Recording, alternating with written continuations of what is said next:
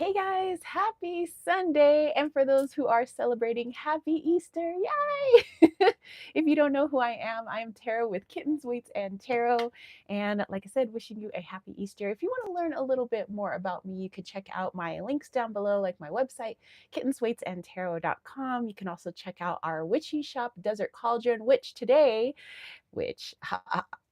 is the last day of our sale. So we had a spring fling sale.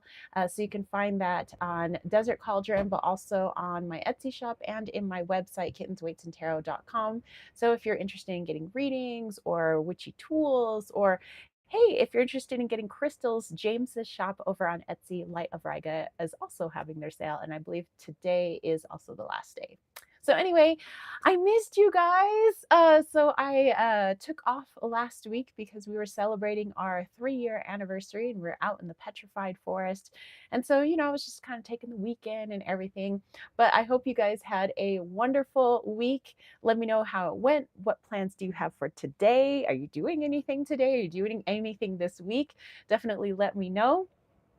And yeah, it's good to see you guys. And by the way, I'm wearing my aunt who's passed on. I inherited all of like her holiday jewelry and things like that. So I have like these like glass Easter egg earrings and her little pins and stuff. And she just like had things for every single holiday. So I wear them in memory of her. Let's see. All right. Looks like we have lots of homies here. Holy kashmolish. Russ is here. Hello, Angela, Peg, what's up? Oh my goodness. Just kind of scrolling through your comments here. Susie, hey, happy Easter.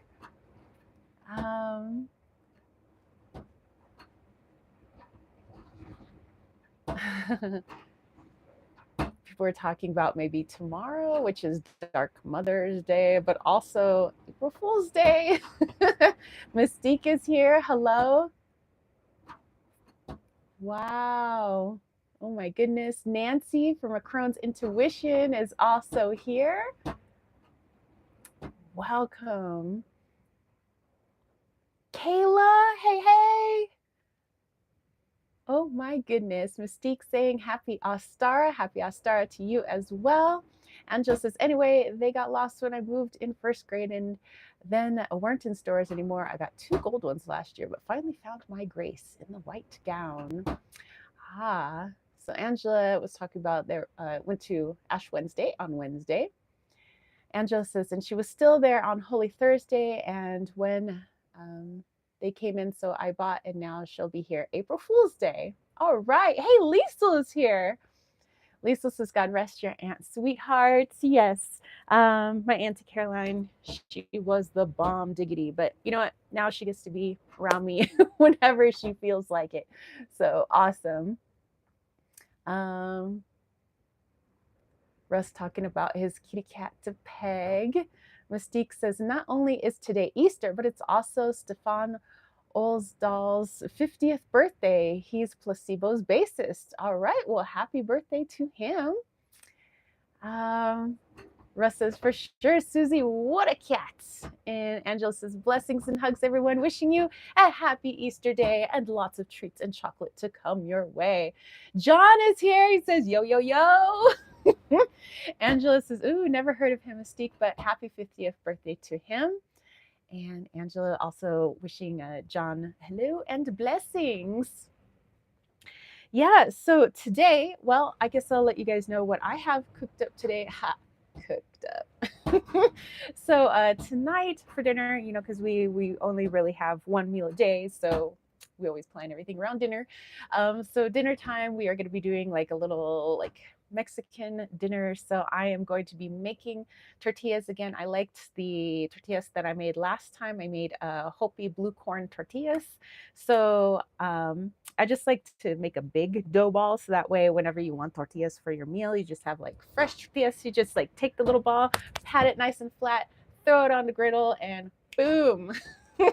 So we're gonna have those. So I'm just gonna make little blue corn tortillas.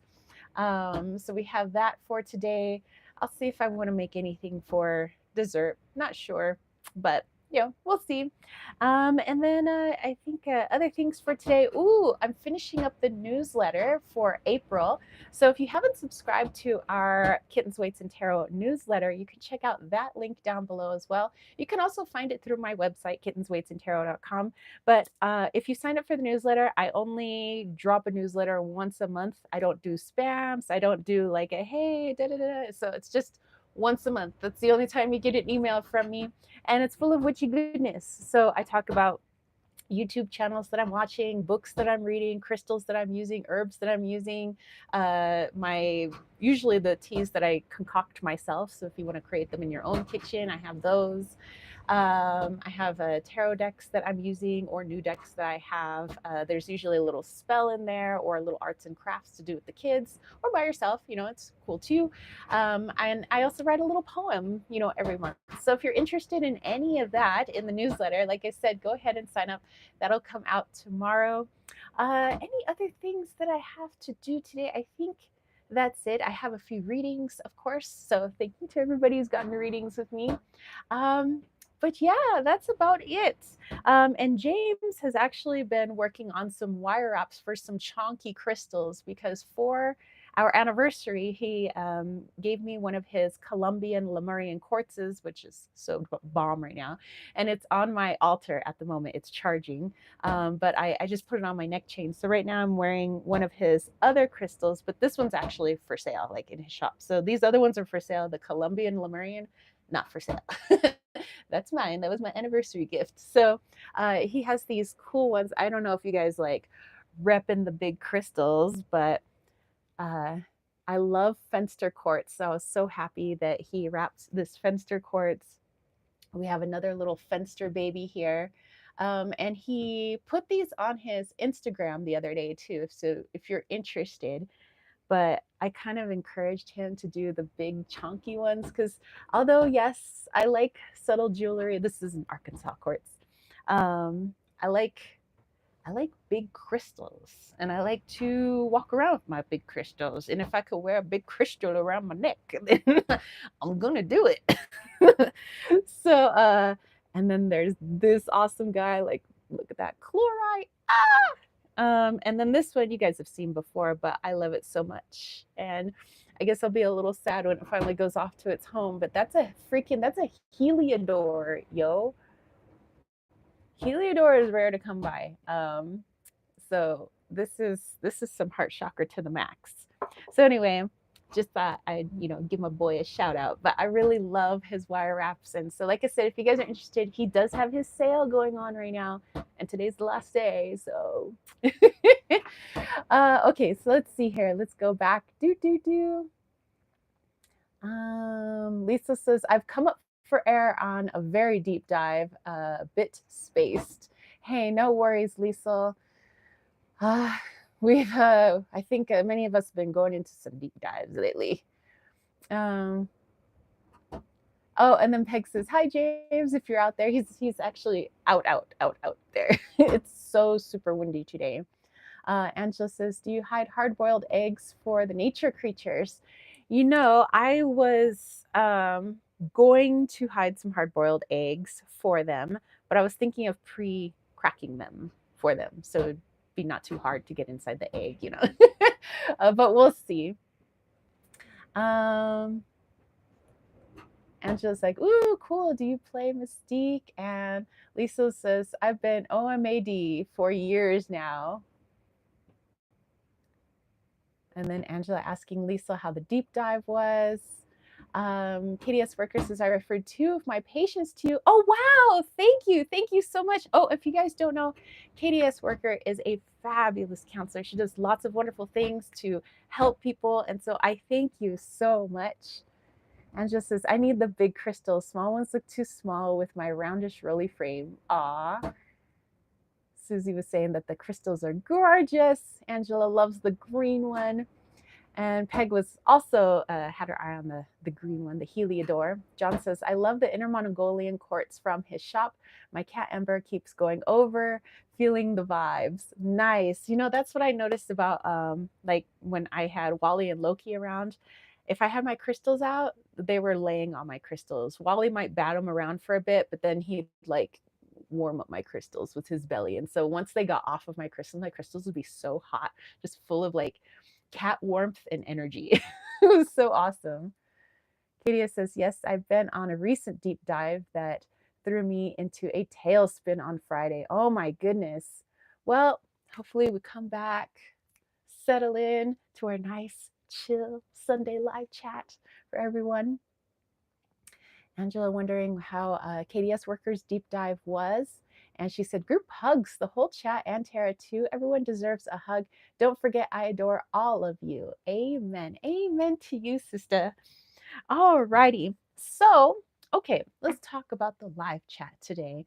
So, there was a poll. For those of you that don't know and you're new to the channel, I put out a poll usually every Thursday, and I just had to look at the time. It's 9/11 because I see 9/11 everywhere.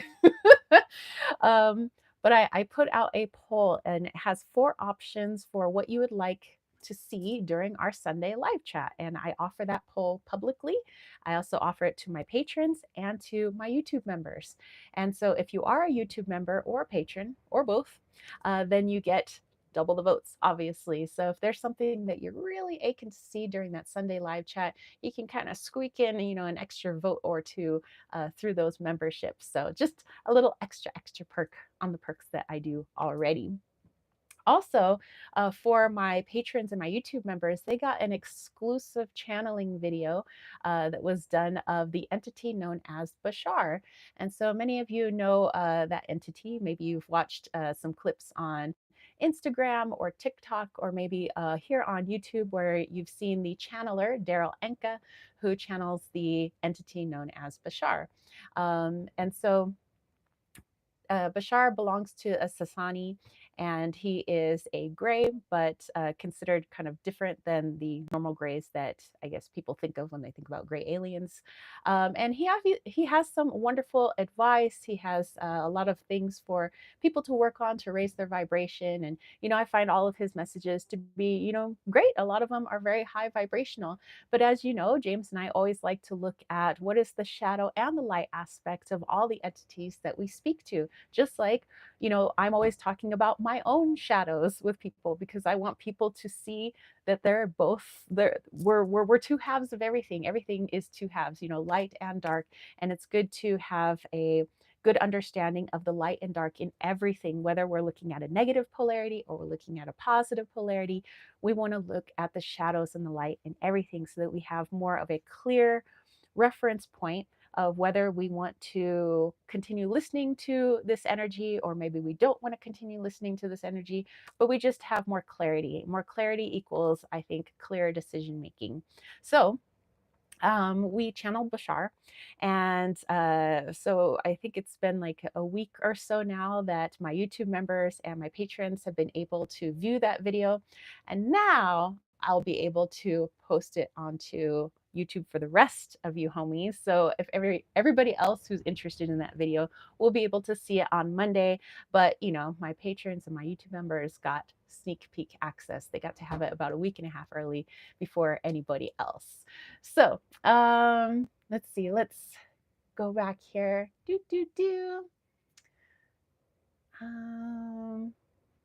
Russ says, my Easter egg hunt ended at the grocery store. 6 repealed eggs for $2.79. Nice. Angela says, I could make my Cadbury egg Easter day oatmeal. The store was out of Cadbury eggs this weekend. What? How could they be out of Cadbury's? That's an outrage. Oh my goodness. Lisa thanking everybody for their kind blessings. Susie says 9/11 right now in California. Angela says 10/12 here where I am, but I have seen 9/11 quite a bit as well. Peg says, just love all of you too. This is the place to grow. Angela says, yes, Nancy, they're delicious. I use them in Easter abundance spells, and I get one, make some oatmeal, cut it in half, and set it in the oatmeal and eat bites of oatmeal. Bits of chocolate abundance, egg occasionally, stirring positivity and chocolate in. Ooh. And so she's manifesting us all a Cadbury egg oatmeal. Susie said, cool beans. Angela says, I'll have to look. I'm not sure who Bashar is. Nancy said, a great ritual, Angela. And Peg says, thank goodness. Thank you. I was sad. I thought I was going to miss it. No worries. So yeah, the video will be coming out at 6 a.m. Pacific Standard Time tomorrow. So those of you interested in checking out that Bashar channeling. So we are actually looking into the shadow aspect. We want to see, all sides of this polarity. Like I said, I found his messages to be rather positive and uplifting, but we all have a shadow side. I have a shadow side, so we like to deep dive into it. So, alrighty. The decks that I'm using for today, we're going to dive into our weekly reading. But like I was talking about before, for that poll that YouTube members, patron, and the public poll, everybody voted on. You guys wanted to hear the Christ consciousness today. So you guys wanted a channeling of the Christ consciousness, which I will be more than happy to dive into. I've connected with Christ consciousness many times before.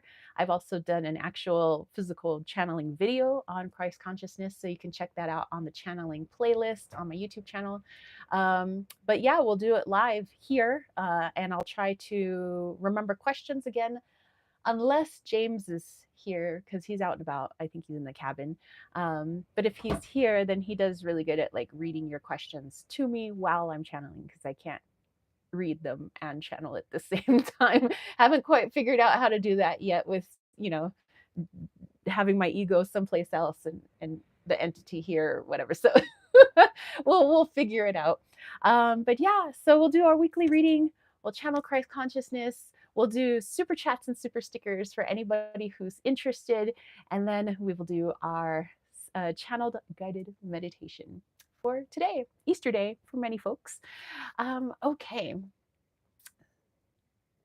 Let's see. Susie says, on Gaia TV, I've seen him. She was telling Angela. Angela says, ooh, I'll have to watch Gaia TV. I haven't watched yet. Lisa's saying that personally, she didn't trust Bashar. Yeah, I mean, like I said, we like to look into all aspects of things so that we can just, all we're doing is asking questions. We're not saying believe this thing or believe that thing, or, it's just, hey, we're asking questions. You guys decide how you feel about those entities. That's really what we want. We want transparency in all things. I want transparency in this matrix. I want transparency in the things that I channel. I want transparency in myself. Like, we're all about it, man. Susie says, Lisa, that is funny you mention it, because Leo King said the same thing. Susie says, he pushed the what. And Lisa was like, a Leo King. So Susie agrees with Liesl, and Angela said, sending you hugs, and I'll be reading my statue and have one of my gray statues with me. Peg says, I feel like Bashar is helping us against his will. He always seems to have a flare of disdain about humans that bleeds through, but I do like to hear what he has to say. Yeah, like I said, I do feel like he does have a lot of positive messages, but I think you guys will find that channeling interesting. Peg says, like a superior attitude. He's so smart and we are so dumb. That may or may not have come through during the channeling. You'll have to watch to see. Lisa says, Bashar has an agenda, in my opinion. I feel like all beings have an agenda to some degree. But usually when we say the word agenda, we're thinking more malicious type, or some sort of, there's some darker undertones to it. But I think, the light has agendas, negative polarity has agendas. We just want to find out what those agendas are. Susie says, Lisa, so you have the confidence I lack, my friend. She says, I wanted to say it, but didn't. Angela says, I can't make an opinion because I've never watched, but this is interesting. And Lisa says, you bet, Susie, baby girl, you're going to learn confidence. I promise you, girlie. Yep. All righty. So let's go ahead with that weekly reading. So I have a few decks here. I have the Mary Magdalene Oracle.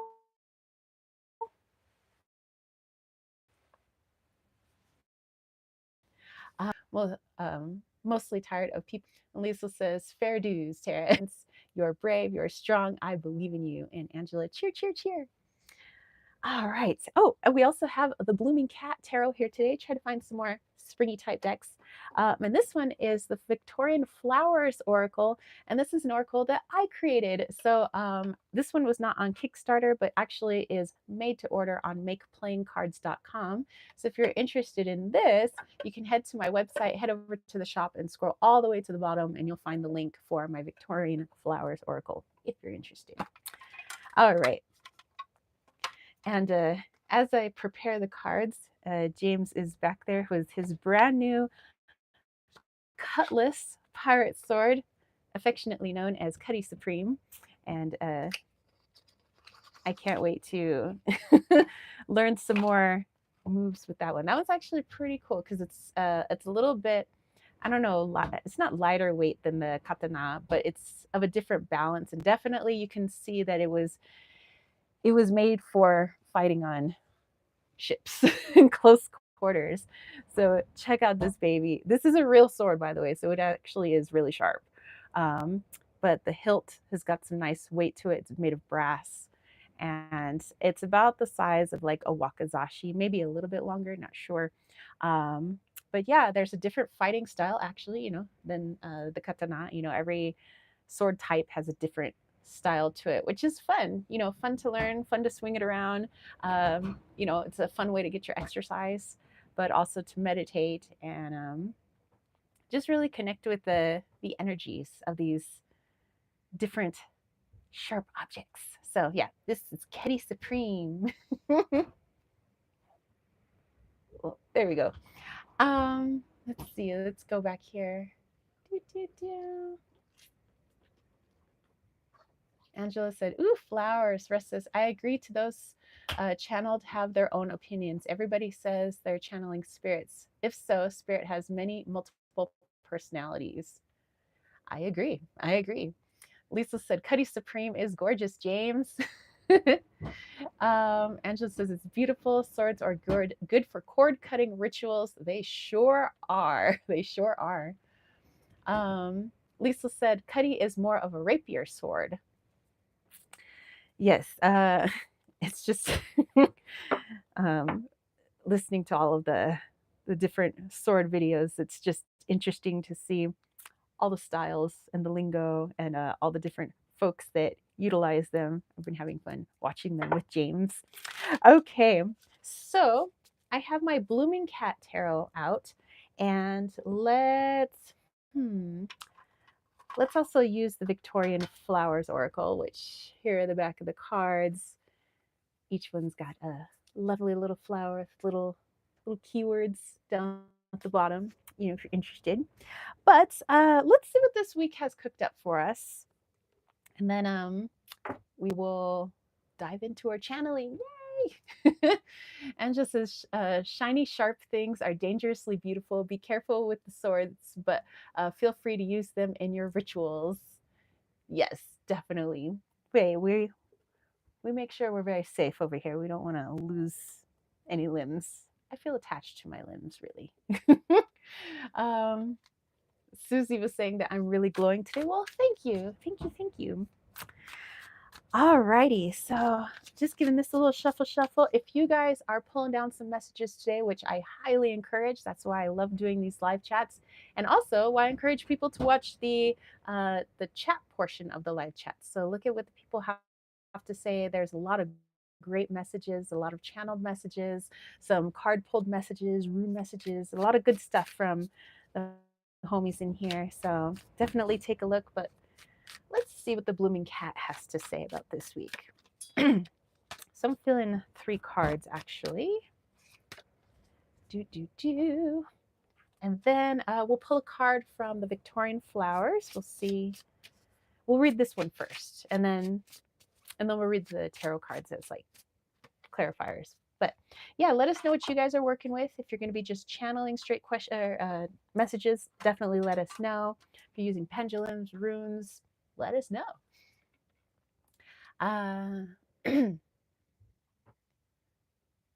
Angela says, for those who want a visual, my statue is resin and angel statue with blonde hair, a flower crown, a white and gold dress, holding a lyre. Ooh. And Lisa says, Guinevere has put me on timeout with swords. I got to train with sticks at this time. All right. Angela says, the whole chat has high vibes. We're all glowing. Your energy routines are working well, guys. Nice. Okay. So let's look at, ooh, we have the lotus flower. Lisa's going to be channeling. Excellent. Lotus says, authenticity, you have done well, but let's go ahead and just tap into the energy first. I mean, I take the keywords into consideration, but I mostly just go with the energy of these cards.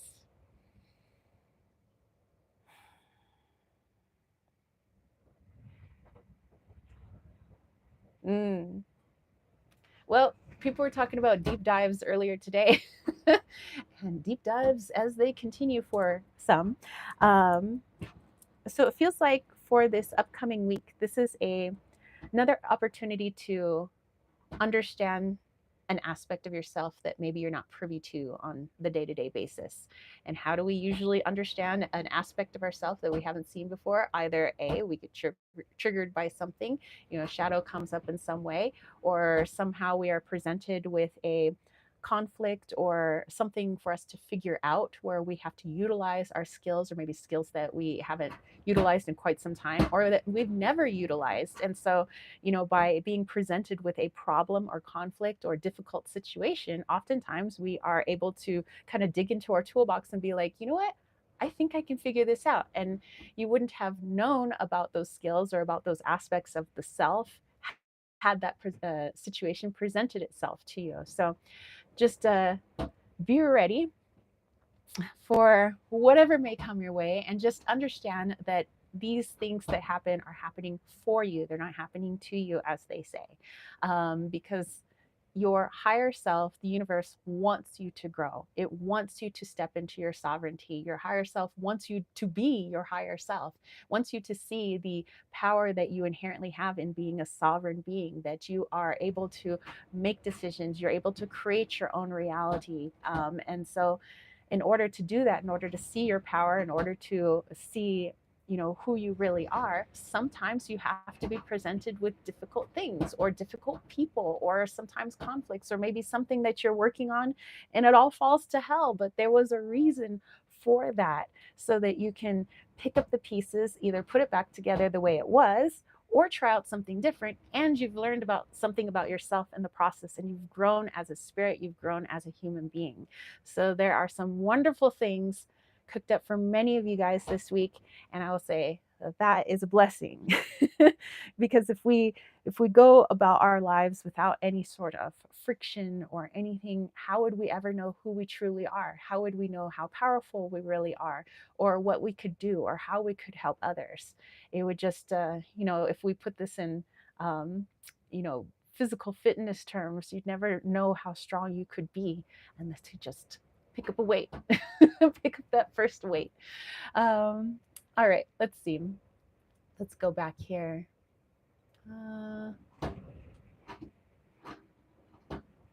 Susie was saying the lotus. Lisa says the lotus has roots that transcend to the deepest depths channeled. Telugu is here. Hello, says watching from India. Well, hello. Peg says India in the house. And she says, Grace's vibe says, the lotus floats on the surface, but its roots go deep. You don't see what's under the surface. And with people, the same is true.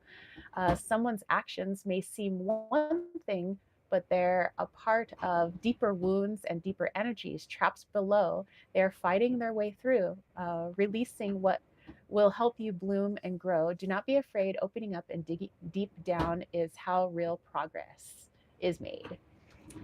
Beautiful.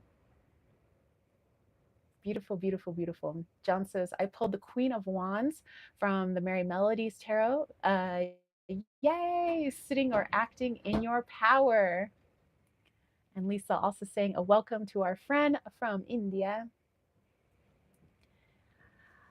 All righty. Okay, okay. So let's see what the blooming cat had to say as a backup to the lotus blossom, which seems like many of us are going to be looking more deeply into those situations that we come across this week, knowing that there's always, always, always more than to quote Transformers meets the eye. So, alrighty, we have the devil. Devil. All right, so we have the devil card. Angela says, welcome to our new friend. Welcome to you. Welcome to the chat today. How are you? And we have the King of Cups. And we have the Fool. Unlucky a lot. Well, there's two major arcanas, which means, I think this is going to be a big growth development this week for some of you guys. But yeah, let's dive in here. Lisa says, the devil is me. I'm a Cappy. Capricorn. Okay, so let's put all these together, keeping in mind the messages that we got with our Lotus card.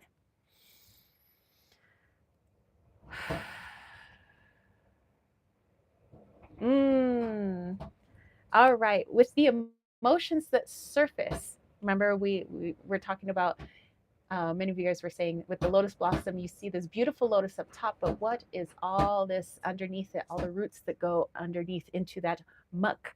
So there's, like we said, more than meets the eye. So the emotions are going to alert us that there is more to it than what we see on the surface. So maybe it is a particular situation, or maybe it's a person that we come across, and maybe they've triggered us in some way, or something that we read, and maybe we have a very visceral reaction to it. It's usually when we have the most intense reactions to something, that means there's something there. There's something more than just that feeling. The feeling is trying to convey something to you. So maybe you feel extremely sad all of a sudden, or maybe very angry, or maybe it makes you extremely happy. But in those extremes, we have to find out what is causing the extremity of that emotion, whether we see the emotion as positive or negative. And so, whatever it is that comes up this week, pay attention to your most extreme emotions. They're trying to tell you something, they're not trying to hurt you or keep you down. It's the emotional body's way of conveying its messages to you, just like the physical body tries to convey its messages by, sometimes we run into things and stub our toes, sometimes we get sick, sometimes we have these things happen, and it's the body trying to say something because it doesn't have really any other way to speak to us. Our spirit, speaking to us all the time through our intuition.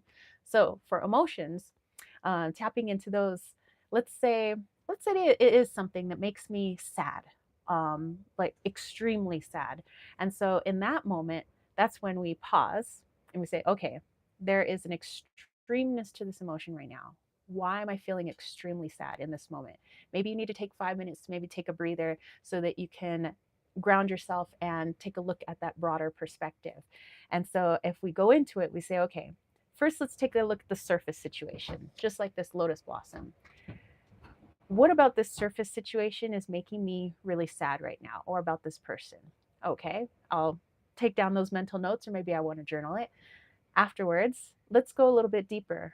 What other things are coming up because of this person or this situation? Well, this reminds me of a time, usually way back in childhood or way back when, and it feels like it's coming back now. It's almost like it's been rebirthed into the now because it wasn't healed before.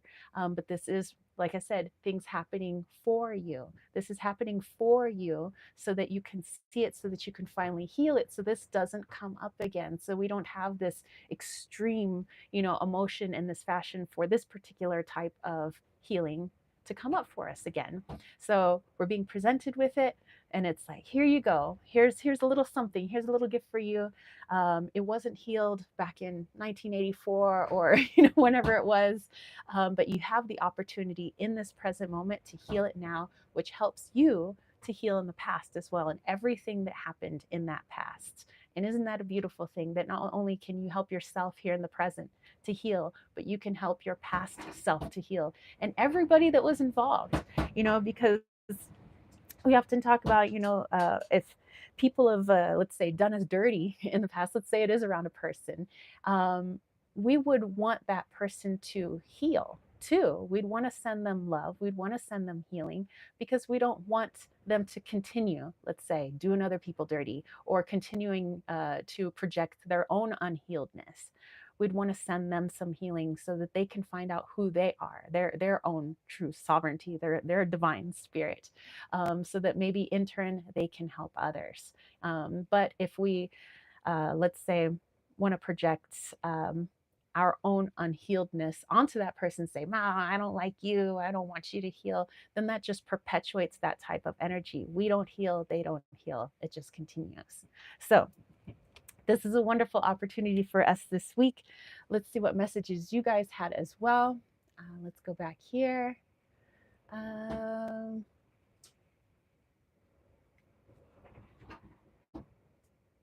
Ancien is here. Hello. Says greetings from the Netherlands. What a nice surroundings you have over there. Well, thank you. Well, that's our beautiful little forest with a little creek back there where our little birdie friends love to come. I don't know about today though. It's a little windy, but maybe the juncos will be out there. They don't care. They're not really fazed by much in 3D. And just as Grace said, the shadow is in everyone with divine and angels to a smiling surface, an innocent exterior. Can admire what's on the surface, making it easier to hide. John said, love it, Liesel. Angela says, a broken heart behind a friendly face. To Katie S. Worker says, I always say that intense emotion is a barometer. Sun is a Capricorn sun, like Lisa. Awesome. My Oma Vonda was a Cappy. To Cappies are earth angels with cute little goat horns, just in case, I like to say. And she said, love to you too, Lisa. Love all you guys, unconditional shadows and all. John says, but somehow it feels so good to be baby about things. Lisa welcoming in our friend from the Netherlands. All right. All righty. Wonderful messages for this week. Okay, let's put these off to the side. And you know what time it is. It is time to channel. So like I said, you guys got to vote on this and it was pretty much blown out of the water. Everybody wanted me to channel the Christ consciousness. So like I said, voted on by Patreon, YouTube members, and our public poll here as well. So all of my subscribers and everybody who joins us in the chats, thank you, thank you, thank you. Actually, let me grab one thing over here real quick as part of the thank you, thank you, thank yous. So yes, thanking everybody who comes into our wonderful live chats, people who watch our videos, comment, gives us feedback, suggestions for future channelings. Thank you guys so much. But my YouTube members, Liesel and Kayla, you guys will recognize them. They have the little, there's like a little cat head next to their name. And there's different colors depending on how many months they have been a YouTube member. So thank you guys. And also to my lovely patrons. So Myrna and Karen, Lisa, Lily, Dana, Heather, Jamie, Kayla. So thank you guys. Thank you all so very much. Thank you, thank you, thank you. And by the way, over on Patreon and my YouTube members, there's going to be a nice little giveaway opportunity for you guys. So stay tuned for that as I look over here because the giveaway gift is sitting off to the side. But I'll show that to my members later. All right. Peg says, love your channelings. Thank you. Angela says, Lisa and Kayla are amazing earth angels and they deserve a smile today. Hugs and blessings and abundance to them. Thank you and hugs today. Amen. Anson says, "Are cat heads gonna bite non-cat heads, or am I safe?" There's no kitty cats here to bite here. um, John says, "I'm sure my inner child just needs to be heard. I can still act in love." Yes. All right. Okay. So let's see. How do we want to do this? Well, James is here. So maybe do you want to read off their questions during the channeling? Oh, yeah. So if you have questions during the channeling, James would be more than happy to read them to me, say them to me while I'm channeling. If not, I would just like to invite the Christ consciousness to give us any messages that he may have. So my reason for, the reason I like connecting to Christ consciousness is I connect to it in not a religious sense, but more the higher self sense. If Jesus was a dude, he had a higher self, and that higher self is what lives on forever, and that's what I want to connect to, not in the higher self that was surrounding any form of dogma or religion. I want to get to the purest essence of that soul, and so that's why I like connecting with it. I like the messages that he has. I like the healing energy that he provides. I like the way he shows us how to heal ourselves and step into our own power instead of giving our power away to something else and saying, "Here, go, do this over here." Now the internet has gone wonky. There you go. All right, little microphone friends. Okay. Lisa says, "I'm not religious. I love Jesus. He saved my life." Can they hear me? Can you guys hear James? He's got the other mic on. Hello, Susie says, testing. "Love Jesus, not religious either." Dude's got an awesome energy. So Susie agrees. Okay, Yes. Anson has heard you. Peg has heard you. Okay, Okay, very all right, all good. right, all right. All right, let me get a little drink of water here, and then we'll begin.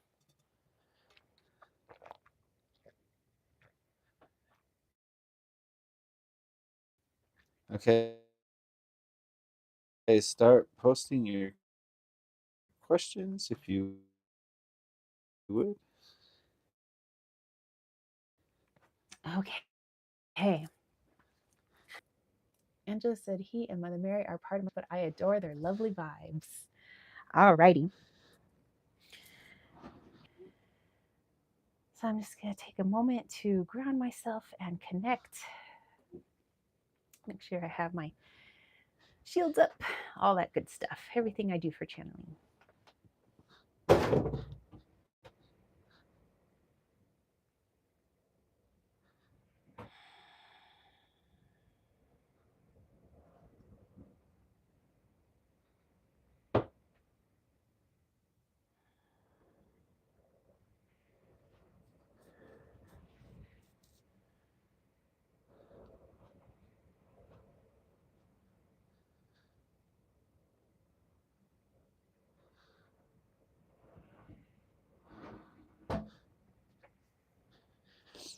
Good question, Angela. That'll be my first question.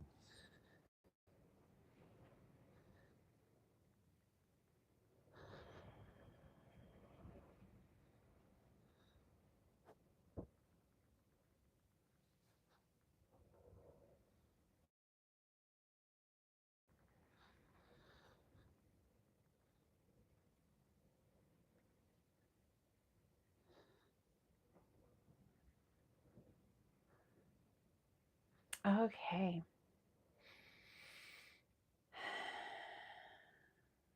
All right. So he's here. Just going to let him pop on in.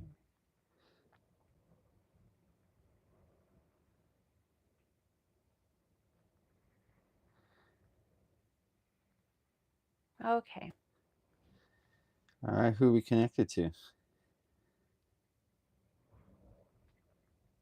Consciousness of the all, known as Jesus.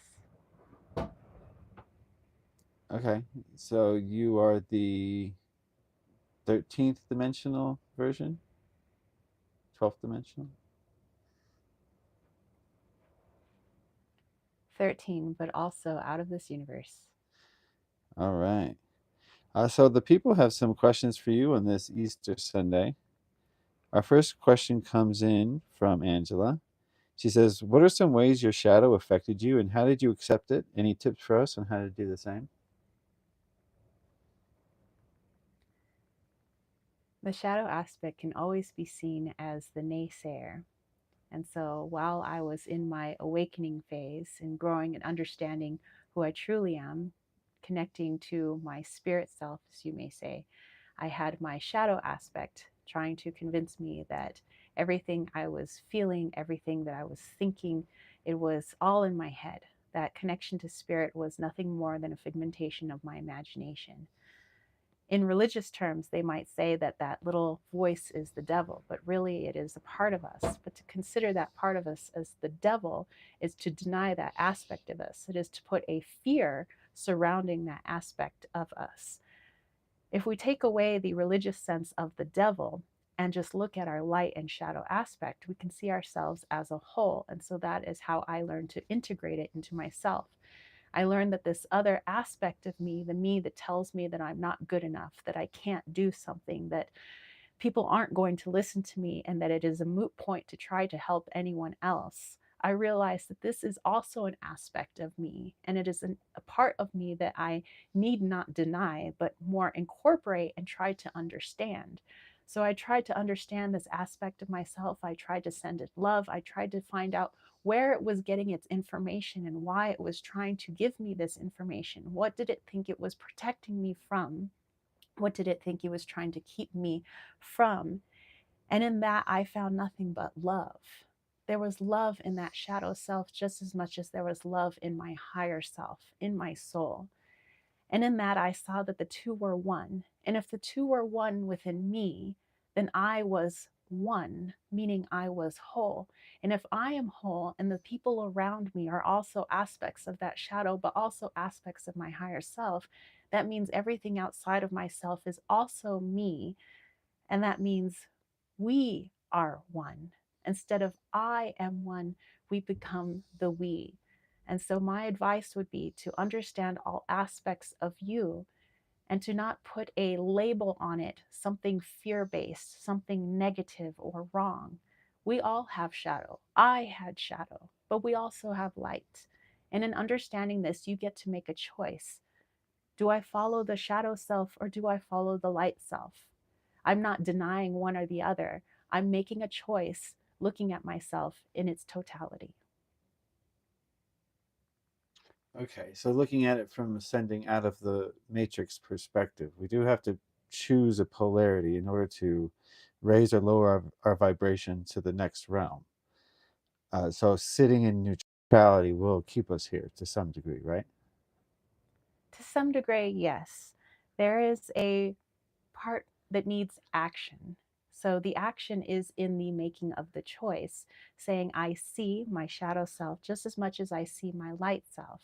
Which one do I feel that I resonate with more? Remember, we don't put labels on things. So I'm not saying that somebody who chooses the shadow self is a bad person, or just as we would say, somebody who chooses the light is a good person. There is no good and there is no bad. There is just making a choice and understanding that you have clarity in that choice. Now that I'm clear in making that choice, I can fully embrace that energy, whether I'm fully embracing my negative polarity or fully embracing my positive polarity. At least I have made that clear decision. And in that clear decision, you do help to aid others. Negative polarity helps the positive polarity just as much as the positive helps the negative polarity. All are needed, but you need to find out which one you choose to be. Excellent. That's a perfect segue. Peg Shields would like to know, what are the percentages looking like? How many light, dark, in between? I assume she's meaning human souls. I assume it's 50-50 down to the soul exactly, but can you tell us more about that? I understand what you are trying to ask, but when I view the, let's say, world, as there are many worlds. So as I look at the infinite number of timelines with the infinite number of eyes which we have, I see that there is light and shadow in everything. So there is a 50-50 in every single person, just as there is a 50-50 in those that also choose neutrality. They have both sides and the middle. But I see that you're looking for percentages, as in what people of this particular timeline have chosen to be in while still having the 50-50 within them. And I would say that it is more a 52, 52, light to dark. In neutrality speaking, we don't discount neutrality as a separate category, but more, it is also light and shadow. It would be in the 52% light, as it would also be in the shadow aspect.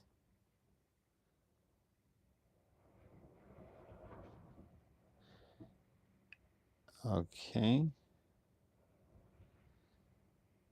Next question. A honey bee dream. What should we know that has been hidden from us? You, who you really are, who you truly are. Every turn in this world, everything that is presented to you, every turn of the page, so to speak, is something trying to hide yourself from yourself. We hide ourselves behind our clothes. We hide ourselves behind makeup. We hide ourselves in our television. We hide ourselves in our hobbies. We hide ourselves in our jobs. We're pretty good at hiding ourselves, but remember that that is just the shadow aspect of us. And we have to ask our shadow self why. Or maybe, perhaps, in your lingo, your ego. Why would the ego want us to hide? Why do we hide in our activities? Why do we hide in other people? Why do we hide behind the truths of others? Perhaps it's because that you know that if you were truly to step into your power, it would be something so incredible that the ego would be speechless and it is terrified of it.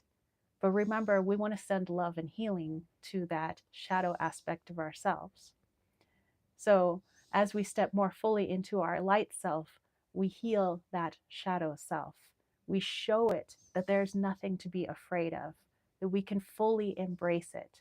And so, asking who is putting the wool over our eyes, or why people might be putting the wool over our eyes, it is the ego of the world that is also you. Remember, you are your sisters and brothers. You are the people you hear on TV. You are other people's truths. And that's all incorporated into your shadow self.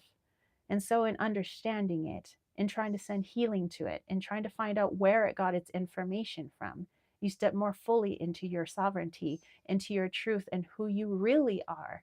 And in doing that, no other non truth or any other wolf in sheep's clothing is ever going to deceive you, because you've learned how to remove the mask, so to speak, within your own self. Excellent. John Gross would like to know, how do I stay open to healing and performing miracles while keeping my heart close to you? Staying open to healing is understanding that everything that is happening in your life is for you and your greatest good. It is seeing the healing in our most darkest moments.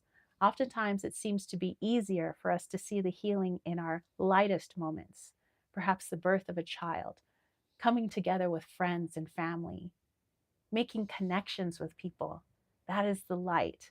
And we can feel into those, and we can feel into that healing energy because it is so visceral. It speaks to our hearts so much.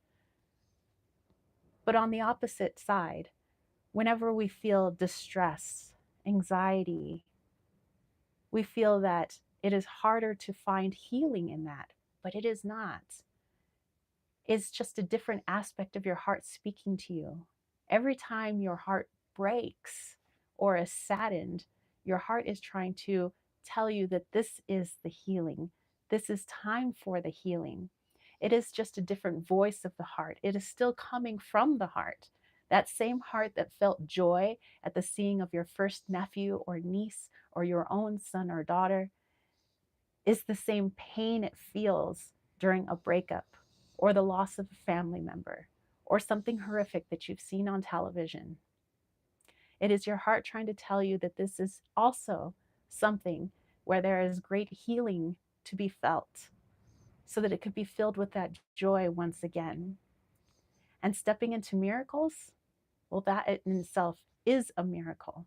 For one human being to be able to see without judgment their own shadow self, to be able to look at a difficult situation without judging yourself and saying, I see what I'm feeling right now. I can see who is involved in this and how they are connected to me. I see how this could benefit me and my healing. With that broader perspective, you have created a miracle for yourself because you've now, for the first time, seen yourself as a whole. And there are many first times throughout our lifetime. Sometimes we just forget. And if you're looking for miracles in the sense where perhaps it defies 3D, then when you take a look at yourself as a whole, your shadow and your light, and you accept both as one, you see others as the shadow and the light that is within you, and you accept that as one, then you are operating something that is beyond 3D level. You're operating at 4D, 5D, 6D, and above. And it is in that if you're operating something outside of this 3D matrix, then you start to create something that is beyond 3D, in which case that would be considered a miracle. Perhaps you fly, perhaps you're walking on water, perhaps you miraculously heal the sick, perhaps you part oceans. It doesn't make sense in 3D because the healing that you're doing is not 3D. All right, Russ Kaiser would like to know, are the beings most channel actually within the channeler's field? The field is the thin layer surrounding your aura on the exterior. Restate. I think he's saying, are the beings that most people channel actually within their field? I'm not sure Ah, exactly what he's saying. so when it comes to channelers, just as the vessel that I'm utilizing now, every vessel has their own unique energy signature. Some vessels prefer to work with energies that are connected to that energy signature. It is like a magnet being attracted to another magnet. And so it comes to it, and sometimes they're able to allow that energy to speak through them because there is a part of them that connects with that particular energy. But remember that we are all one. So technically, every channeler would be connected to every energy, as every energy is an aspect of them. But some prefer to connect only with the energies that are, let's say, in accordance with their ego or in accordance with their higher self. It really depends on the channeler themselves. The channeler that I am working through and utilizing the throat chakra and heart chakra at this very moment is I'm using a part of not only their frequency, but just allowing them to be. I hate to say that I am using this person, but more utilizing their vessel as if I've just popped into somebody's vehicle and gone for a drive for a moment. I don't want to damage the vehicle, I'll be very safe, but then I return it to their hands. Could I be friends with this person? Possibly yes, but it really depends on the channel themselves. Some people don't wish to connect with energies that are of a lower vibration because they fear their own lower vibrationalness. Some people only connect with the higher vibrations, and that is their choice. Some people are open to all types of vibration, such as this vessel, and that is up to them. I hope that makes sense. So, is it because Tara's open to a wide range of frequencies that she can channel seemingly whoever we wish to connect to? Yes, She is very well aware of her shadow aspect and her higher self aspect. And so she utilizes her understanding of her darker side, her shadow side, when she connects to negative polarities in understanding her own negative polarity. When she is connecting to more positive polarities, split right down the middle, she is also understanding her own positive polarity. And so she utilizes the understanding of both sides of herself in order to bring in those energies, understanding that she does have a light side and she does have a dark side. Not fearing one over the other, she is able to communicate with all. All right.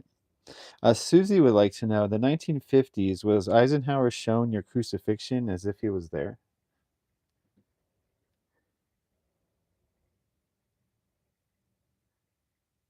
Your leader, president,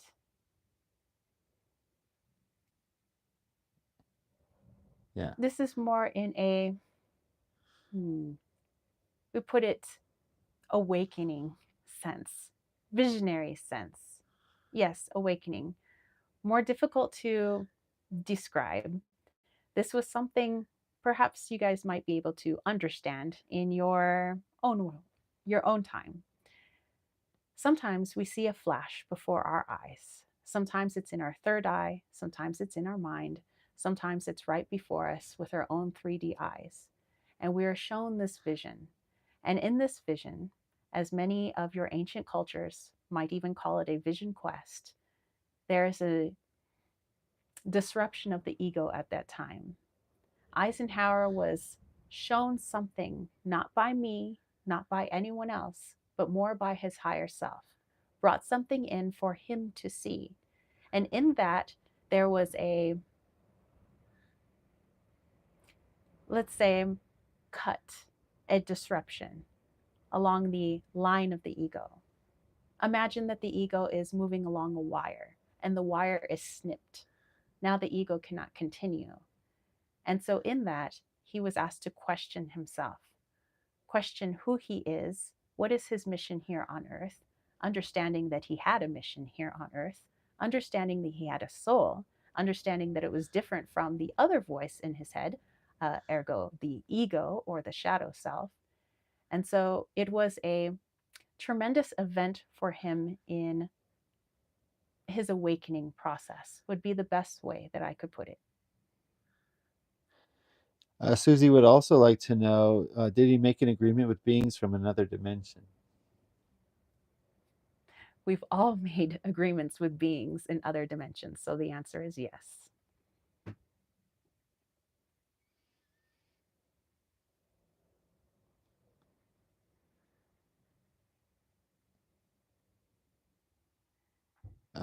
Is it okay to live a lonely life? Says Ancient. There's no such thing. What do you define as lonely? Would it be a lack of other human beings? Because it's still not lonely, perhaps lonely as in being away from other humans, but you're always surrounded by energy, whether you see it with your 3D eyes or not. You're surrounded by other humans that you can't see. You're surrounded by Gaia herself. You're surrounded by animals, minerals. You're surrounded by all aspects of yourself. Even the wind that you feel on your skin is an aspect of yourself. So you're never truly alone. And so, if somebody might say, I have devoted myself to a life of hermitage or solitude, to be away from humans, it might almost be erroneous because to be in solitude would to be in nothingness, blackness, where there is nothing, there is no ground, there is no above, there is no below. It is an absolute void, to be in the void. And sometimes we do take ourselves into the void for certain types of healing. But I believe you're talking about more in the 3D sense, the void. And in this, there's nothing wrong. Sometimes we are better at seeing the mirrors around us in animals, in plants, in the elements, in the ground below us, and perhaps looking in our own physical mirror and seeing ourselves. And that's where the greatest healing can take place. It's all based on personal preference. to be surrounded by other humans that you can see, or to not be surrounded by other humans, as one of your great philosophers may say. The choice is up to you. Honey Bee Dream asks, is it true you had romantic relationships while on Earth? Well, of course, I was a human being. To be human means to look for love not only within yourself, but outside of yourself as well. Remember shadow self and light self. And sometimes when we find someone, as I had, who I can see not only my shadow self in, but I can see my light self in, and seeing that this person was an aspect of me, and not just an aspect of me, but another aspect of my soul, more in the sense of what you might consider a twin flame. The other half of my soul was in her. Does everyone have a twin flame? To some degree, yes. In this current timeline, if we're only talking about one particular timeline out of an infinite number of timelines, then no, not everyone would have a twin flame. But when you take into account all dimensions, all timelines, then yes, everyone has a twin flame. For everyone at some point has decided to split their soul down the middle. Not split down the middle, as I spoke earlier, as a shadow self and a higher self. So there would not be a twin flame where one is the shadow and one is the light, but more the soul in its whole, in its entirety, its shadow and its light split in half. So that the other soul would also have the light and shadow of that other half. And so, in a more total view, yes, all have a twin flame. In this one timeline, no, not all have a twin flame. Did your Earth relationships produce children?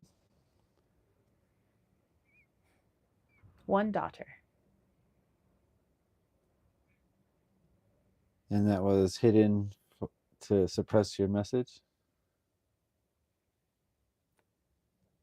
Not just to suppress a message, but there was one of you earlier that was speaking about hiding and falsity, hiding something from you, so that you would not see your true power, your true sovereignty.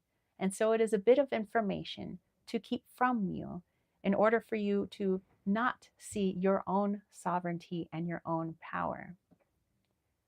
You might be asking, how could someone try to hide my power by keeping away the fact that someone may have a particular offspring? But it's who this offspring came from, and the fact that there are different sects of religion that have been created from my earthly figure. And in order to mold it into something that made sense for them and their particular dogma or religion, certain things had to be added or subtracted, just like in mathematics. Sometimes people want to create statistics that back whatever their agenda may be, so things are skewed or deleted in some way. So was Joseph your uncle?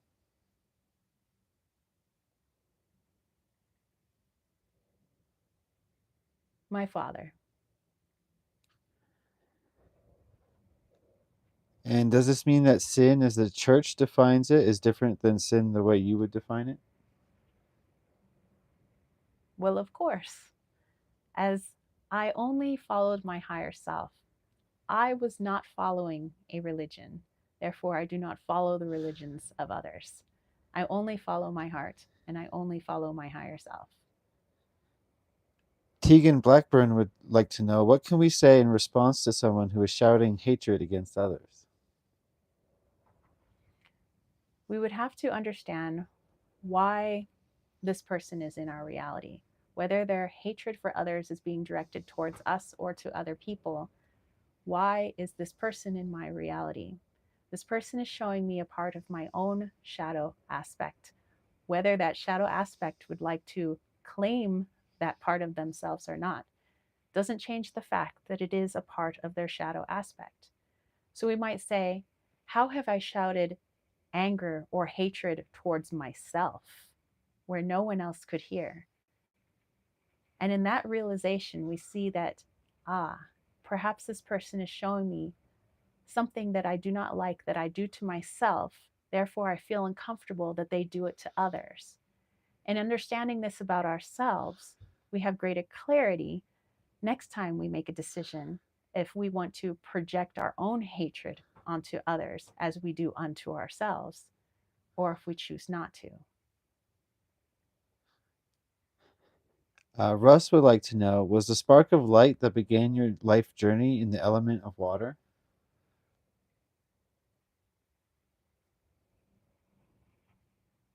Restate. I'm not 100% sure what he means.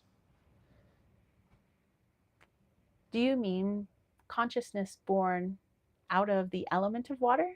My awakening born out of the element of water? I think he means your consciousness, but I'm not sure. Ah, if we look at water as you see it on your planet, the planet is mostly water. There is a reason for that. There is an energy to it, and there is a lot of life. There's a lot of creation that is born from water in the 3D sense. In the more energetic sense, water being an energy, it has this ebb and flow. It has this movement, constant movement. Even what looks like stagnant water still has movement within it. So, yes, I would say my consciousness, as well as the consciousness of the all, source, one, all of us, were born out of water, so to speak, more the energy of water rather than the physicality of water. All right, looks like we're done with the questions. So I'll ask you one last question. What should we know that we haven't talked about today that you would like us to know? I would like to touch upon the question from before, speaking about sin, as this comes up in many religions, not just Christianity. That to sin, meaning to commit something atrocious, is something bad, something to be punished. But remember, sin is an aspect of our shadow self. And so, let's take Christianity, for instance. The vessel that I inhabit is quite familiar with Catholicism. So, we will go with Catholicism. We'll go with the sin of greed. They say this is one of the 7 deadly sins. Deadly, lots of fear, something that we shouldn't look at. Same thing I was talking about before with the devil. That if it's the devil, if it's bad, if it's black, ugly, tar, then we must move away from it. But we look into this greed sin. What is the greed trying to show us? Why would we want to be greedy? Why would we want to hoard? In that, we find healing. In the healing, we find understanding. In the understanding, we release that aspect of the shadow self. So it's more of a going inwards and trying to understand these so called sins when really they're just aspects of our shadow self. And so when we heal that, it's easier for us to see the greed in others, meaning the unhealedness in others, because we could see it so clearly within ourselves. And in that, we are no longer bothered by other people's unhealedness because we are on our own healing journey. There is no elimination of a sin because another person said you are now absolved of those sins. That is not healing. That is something comforting that the ego likes to hear. There is no amount of labor that you could do to work off this sin because the sin, so to speak, I hate to use the word, is inside of you. It is just an aspect looking to be looked at with magnifying glass, looking to be healed. And it's nothing to punish yourself over. Why would you punish yourself for something that is so very human? To do that would be to deny your humanness. To deny your humanness makes you an easy target for control. Keep that in mind. And on this day, where so many particular types of the one religion, Christianity, may be celebrating as Easter, think about the Easter within you, not Easter as in a story that you have read about another person, but how does this Easter connect to you, inside of you? All the secrets of the universe are inside of you. The power of the universe is inside of you. There are many ascended masters, such as myself, that can aid you in your own ascension and aid you in your healing. But none of us, no matter what entity says, can ever heal you for you. We can never show you the light. You must find it for yourself. Find it in the truth. And where does truth and light hide? Within you.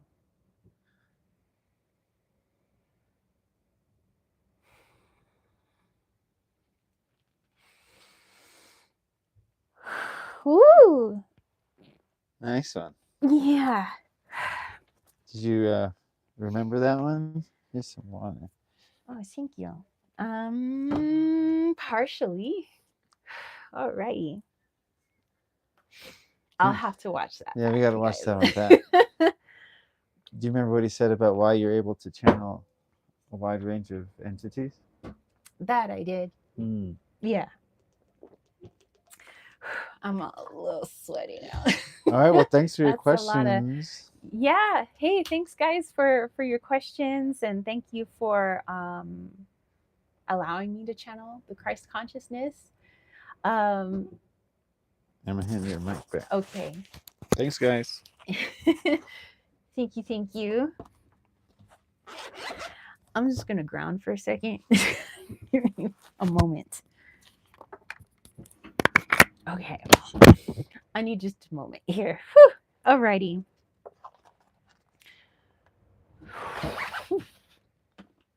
I'm like so hot right now. I'm like burning up. Okay, let's see. Peg said that was awesome. She said good job. She said thank you. Karen said the reading is absolutely brilliant. Thank you. Peg's like, do you need a cigarette? Yeah, I know, right? Susie said thank you to James and much love. Russ said, what a powerful channeling. I'm still stunned. I'm telling you, I love channeling his energy. That's amazing. And I will watch the replay. I will try to section out that as its own video and post that to YouTube so that you guys can, access it without having to watch the whole entire live chat. A little bit more water. Kayla said, thank you. Tara and James.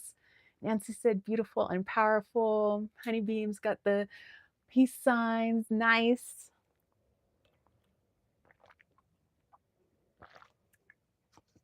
I would say his energy is Christ-like? yeah, it's Christ-like. It's like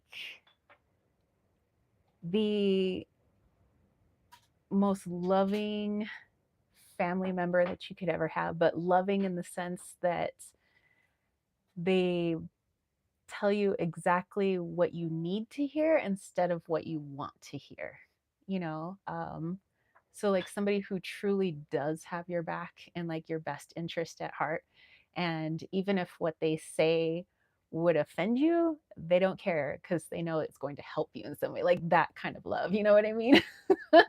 Honeybeam said, Wow, loved it. John says this was challenging because of how I was raised as a preacher's kid.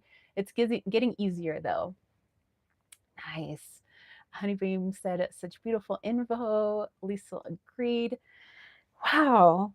Yeah, that was, thank you for letting me channel that. Yeah.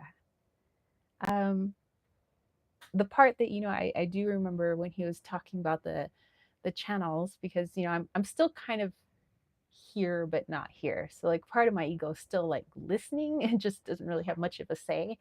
Um, and so the part I could hear was saying that I guess some channels just go with what they feel like they connect with best.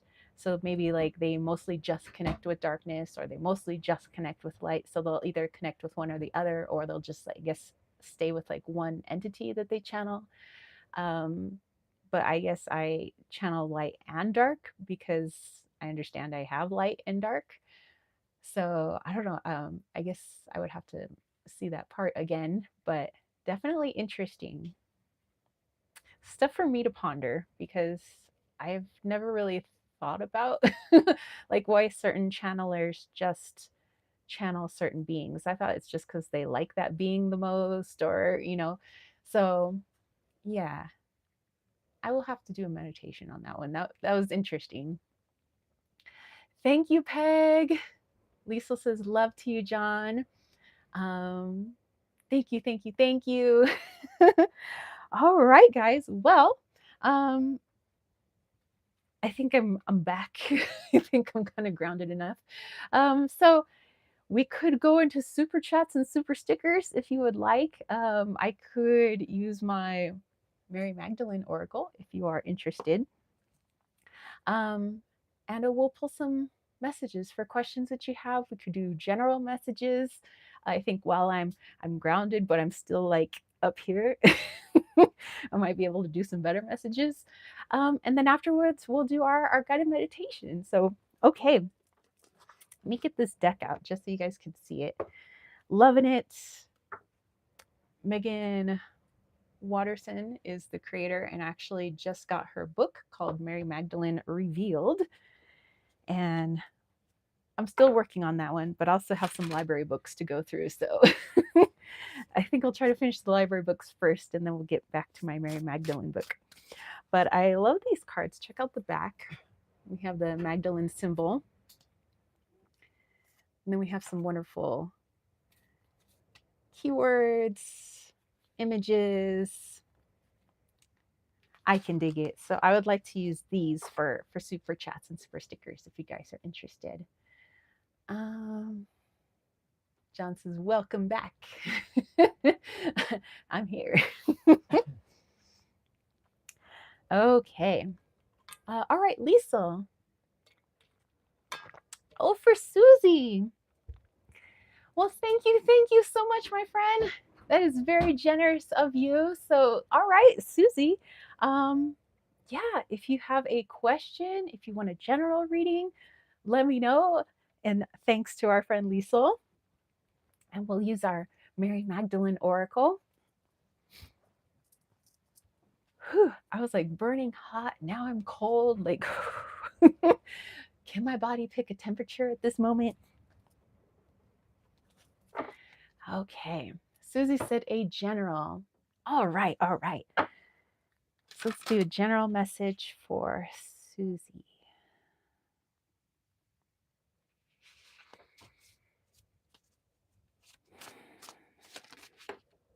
Oh, looks like we have our card already.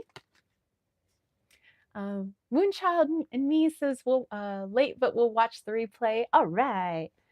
Okay, so Susie, who have this beautiful rainbow, and it says, love has already won, says, silence, I speak from my heart. And let's go inwards for this one. I love the rainbow. It reminds me of the rainbows Lisa was posting on the grams. Okay.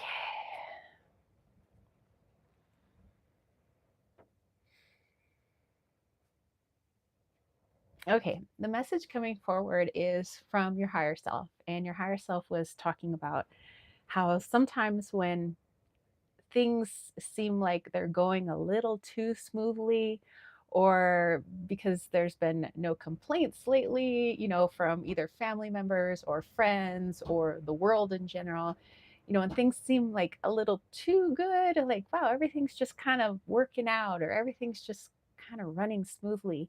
It's just sometimes you get a little suspicious of that. Like, maybe it's because I've done something wrong, or maybe it's because I forgot to do something.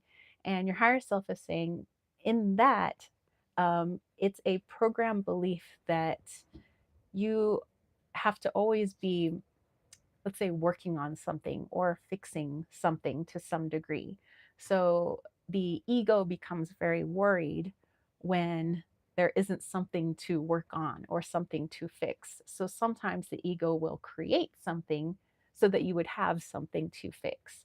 And so the higher self was just asking you to pay attention to that in your everyday life. Are there times where sometimes you feel like you should be doing something and feel guilty about it? Like, I feel guilty that almost like things are going too well.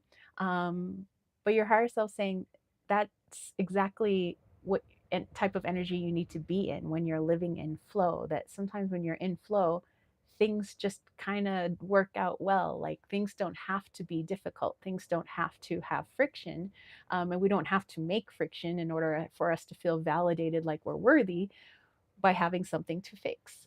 That you're worthy just as you are. You're worthy when things are going well, when things are not going well, you're always worthy. And so, higher self just kind of coming through to remind you of that, that it's okay when things are running smooth, just like it's okay when they're not running smooth, that it doesn't take away your worth in any sort of way. There's nothing that you have to fix in order to, I would say, give yourself a reason for being in that moment. All right, so Susie said, flow, got it. Says that makes sense. All right, all right. And Moonchild Me says, I should have set my alarm. Oh, no worries. And Lisa says, thank you, Susie. You have done more for me than you will ever know. So wonderful. So many wonderful friends on here. Susie says, love you, Chica. Lisa and Tara. Peg says, you're fine as sunshine, a sunshine pie. You needed the rest. And Susie says, thank you. John says, nothing united like a common enemy. I also forget to just be present when things are going well, to fully feel the contentment. And Susie said, Virgo rising. Yep. All right. Let's see. Let's go back here. Oh, we have our friend Karen. All right. Katie S. Worker has a question. Says, how can I best support my sister who is fighting an aggressive cancer?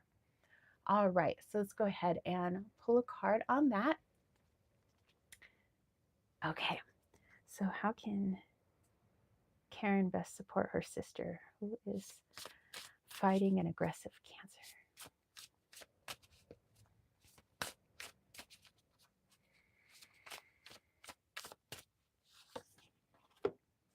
Ah, here we have the heart. And up at the top there, it says, love never ends. And it says, I carry a cathedral within me.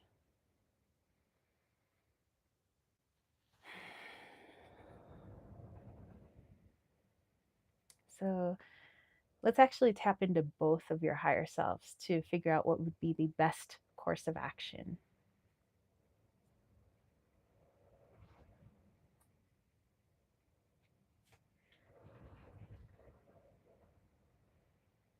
Okay. Okay. Okay. Okay.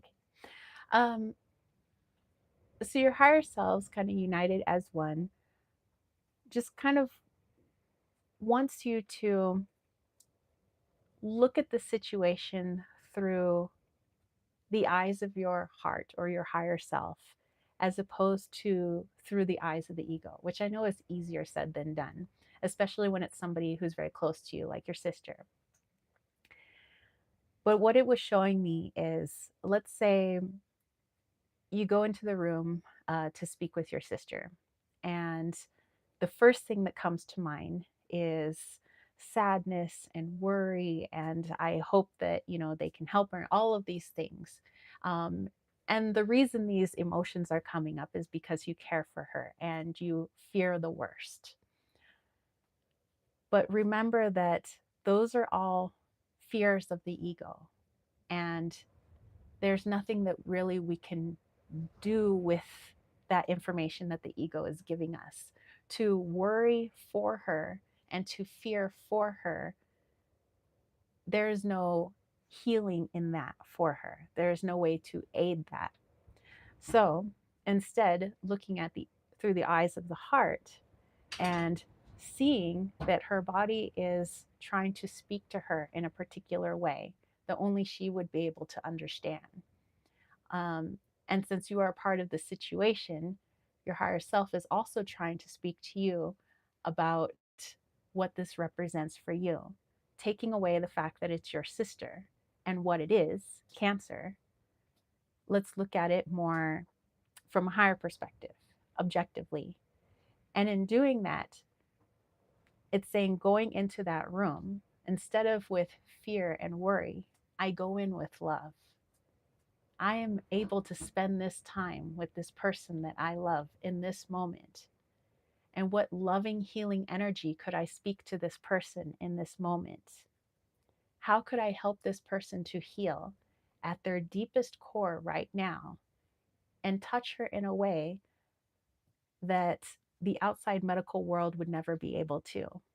They can use medicines, they can use chemotherapy, they can use everything that they've learned in a textbook, but they can't connect to her at her heart level like you can. And so the best way to help her is to connect to her right here instead of all the external that's going on around her, because there's already enough around her to scare the life out of her ego. So she doesn't need more worry and more fear from another ego.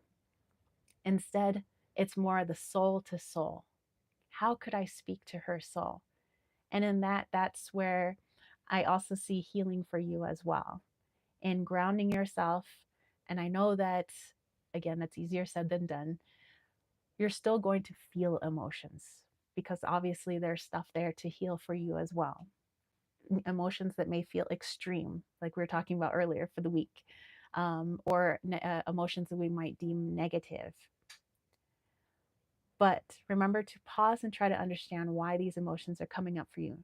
Beyond the situations being presented, obviously people would be sad and upset with the situation. But what is that hearkening back to? And when you can hearken back and look back at where it's really stemming from and start to heal that, you start to look at her situation with a little bit more clarity and a lot more love. And you start to be able to connect to her at her own heart space. How can I truly help her to heal inwards? What is something that I can pull from when I connect to her energy? Something that goes beyond the cancer itself, something that goes beyond medical practice. How can I offer her the deepest healing? And it's in those heart to heart connections, in speaking real truth, speaking real understanding, that the deepest healing takes place. And that is what your higher self and her higher self are saying the best way to help her is to speak to her heart to heart instead of ego to ego.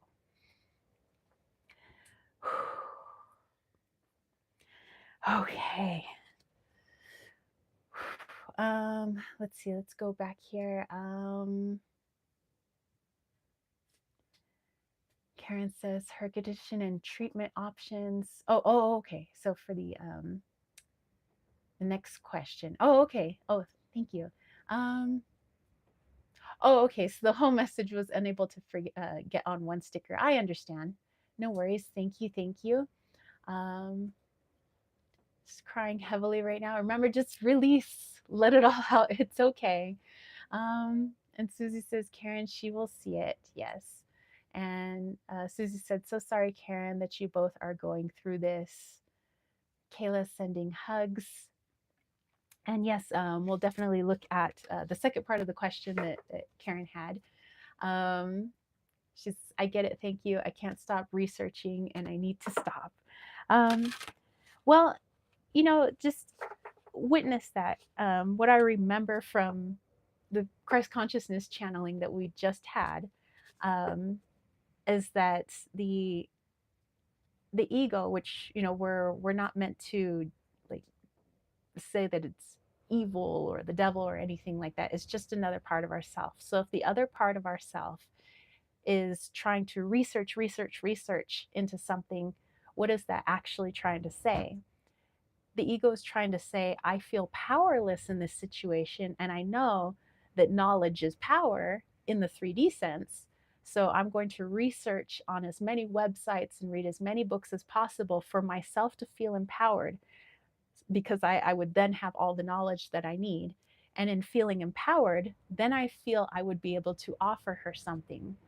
But remember, we want to take that out of the 3D sense, because yes, knowledge is power, but we know that knowledge extends beyond books, it extends beyond the internet. We have the infinite universe of knowledge within our soul. And so while the ego is doing its research in the 3D, you could be doing the research in meditation, in connecting to your soul space.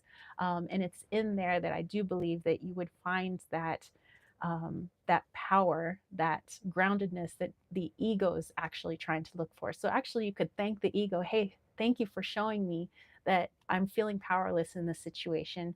I want to feel empowered with information because I want to help her. Ah, okay. So then the higher self, in connecting to that, say, okay, this is what I want to present to you, higher self. I'm feeling very disempowered in this.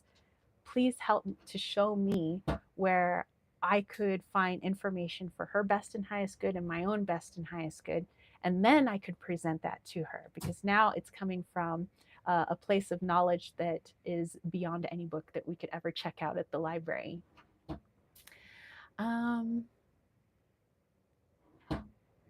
okay, so let's take a look at your second question. You said, is the sister mad at me for my deep dive research info? Okay, let's take a look. And Lisa also had a channeled message, says, I don't want to be buried in a pet cemetery. Channeled via Joey Ramone for somebody. All right. So, Karen's sister.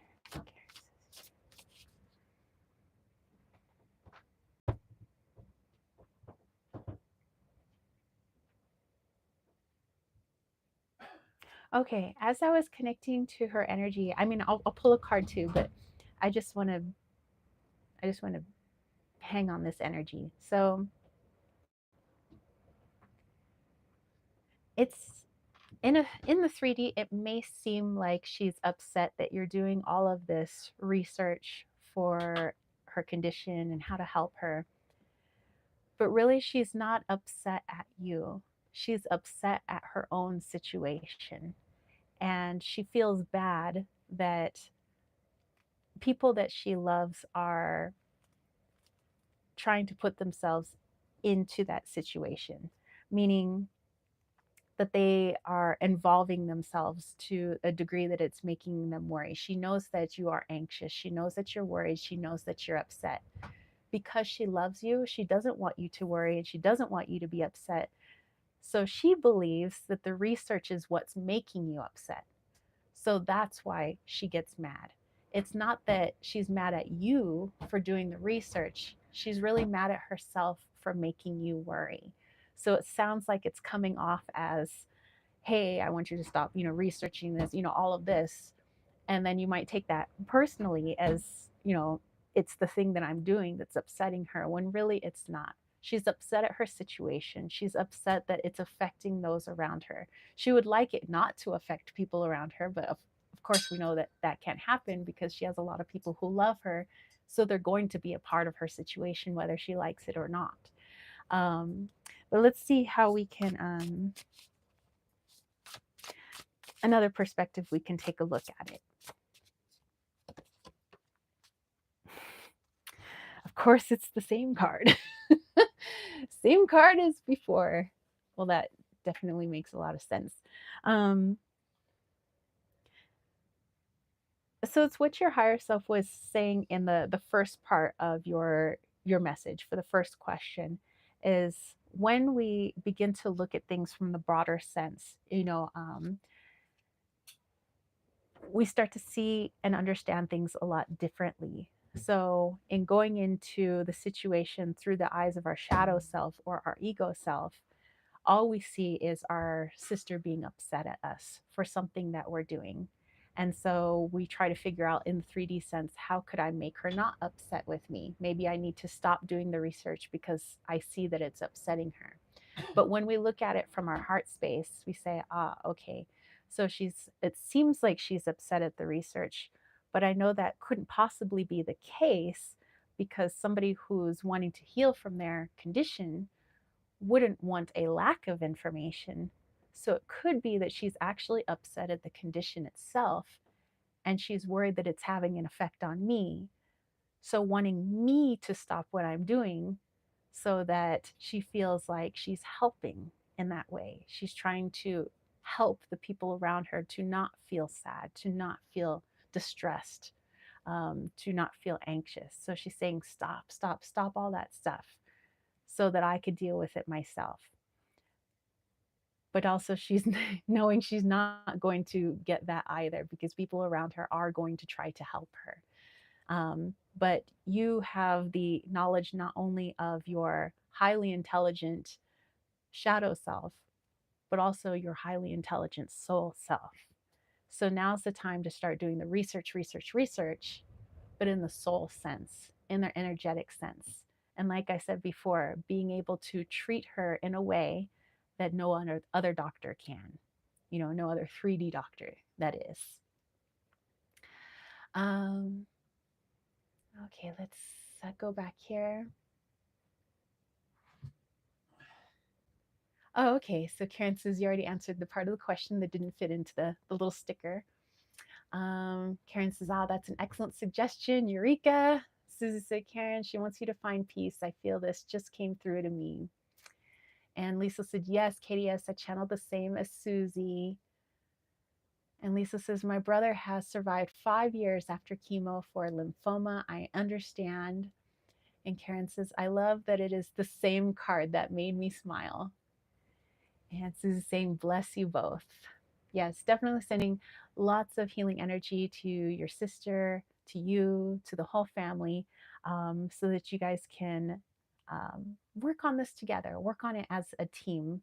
Um, I was thinking of your sister actually as like cats.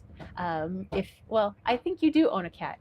Um, when cats get sick, oftentimes they seem to like run away and they want to be all by themselves because they don't want anybody else to like worry about them. They feel like this is all me, this is my thing, and I don't want other people to take on this thing or be worried by this thing. So it seems like they hide away when really the opposite is much more healing. It's understanding I have this thing that needs to be healed. I love all these people love me. Maybe together we can find some way to heal out of this together. And in this, they find healing for themselves. I find healing for myself. We all grow as a team. All right. Lots of positive messages coming through. Oh, Kayla. Hey. All right. She has been a member for 20 months. What the heck? A message from Eco. All right. Let's go ahead and shuffle these up. Eco was her schnauzer, a cutie patootie. And Susie was saying, Eco sent you Frankie. Hey, by the way, you guys need to check out Frankie's Instagram. Kayla just sent up a new little Instagram account for her little birdie, Frankie. And she's so cute. If you guys are interested in following animal accounts, I highly recommend that one. And Kayla, if you want to put the handle name for Frankie's account, you could put it in the chat, maybe so some people can check her out and subscribe. Follow you on the Instagrams. Okay. Let's see, Eco. What does Kayla need?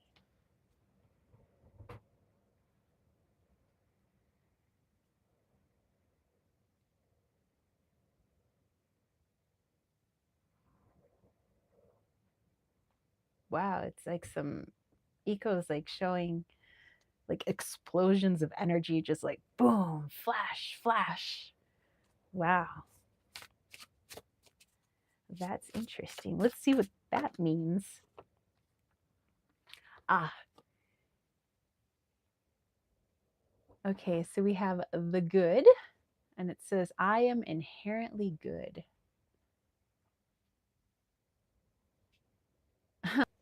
And I like that it has the little birdie up at the top. Oh, Eco, you are so cheeky. Showing off little Frankie. Okay, so let's go into this one.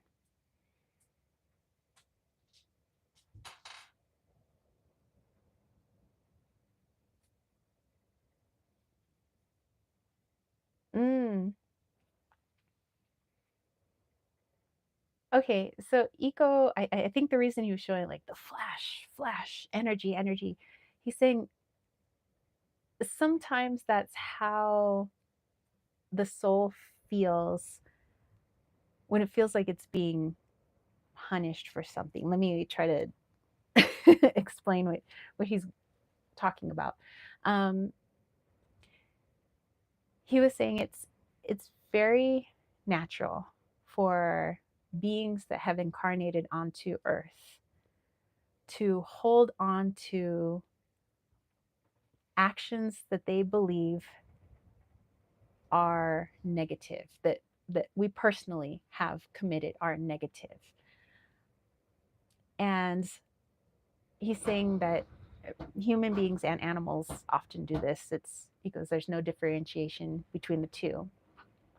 And so if you've done something and you see that action as a negative action, he says that you and other human beings tend to carry that into the present. So that when something comes up that would be seen as like a reward or something beneficial or something really positive, he said sometimes you might fall back on things that you've done before that you see as negative and then feel like you're undeserving of these really positive things, these wonderful things coming through because, oh, well, I did this way back in like 8th grade, or this one thing I said to somebody way back when was completely awful. So, sometimes I feel like I don't deserve some of the good things that come to me because I'm not like the best person, or I'm not like the greatest person. Eco says, well, but in my eyes and in everybody else's eyes, you are a really great person. You are a really good person. And he's saying good people make mistakes, just like bad people make mistakes. And that must mean that there are no real good people and bad people. It's just he was harkening back to the channeling. It's just that some people embrace more of one polarity than the other. And there's good in that too, whatever that may be.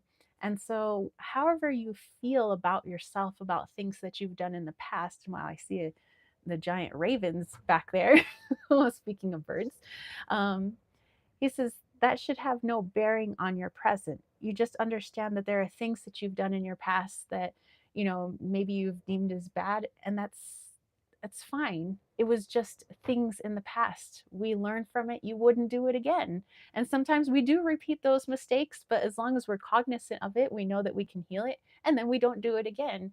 And we shouldn't punish ourselves in the present because of something that happened before. He says it's like giving yourself time out because you talked in class back in 6th grade when you weren't supposed to. He says it doesn't make sense. It doesn't compute. And so that's just something he said he wanted to pass on to you right now, just something that he sees on and off, is denying yourself certain things or deciding you're undeserving of certain things because, oh, I haven't done this yet and that's a bad thing, or I said this one time and that was a bad thing, or I'm just not feeling good about myself right now, so I don't deserve it right now. And he says the thing is, good things or things that you deem good wouldn't be presented to you, wouldn't be in your reality if you weren't already in alignment with them. So he's saying it's fine. It really is fine. It's okay. It's in your reality for a reason. Those positive, beautiful things. Go ahead and take them with an open heart. He says, just like you did with me.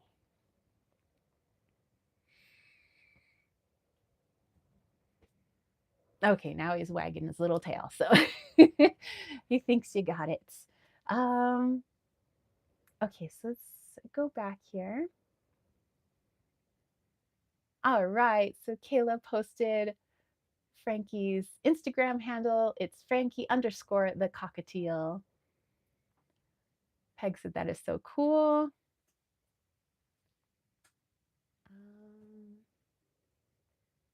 Peg says, oh my, is he in a pet cemetery?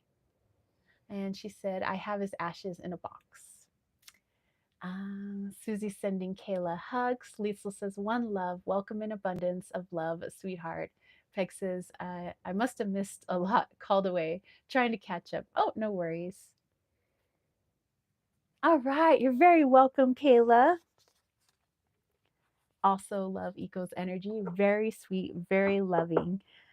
Definitely a part of your soul, I would say. All right.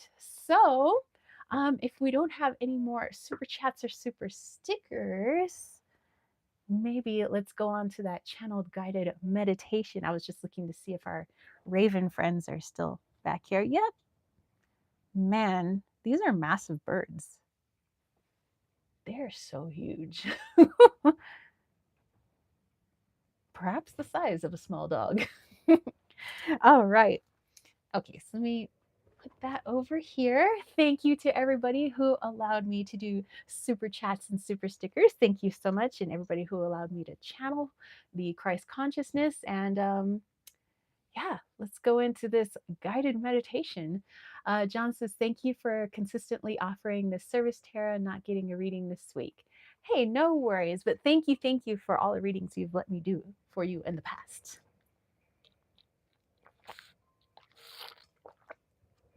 I think your phone's ringing. Okay. And John said they're beautiful birds. Yeah, and you know what? They protect the forest pretty good. They do this little flyby and they do this little call when they're letting everybody know like bad weather is approaching.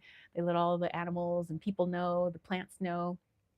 Also, when there was a predator flying high above in the skies, the ravens were trying to shoo it away because they were going to be preying on some of our friends up here on the hill. So I think they're pretty good protectors of everything here. So I really like our ravens. Okay, so let's see. Let's actually ask the Magdalene Oracle and which direction we should take our guided meditation in today. Let's see.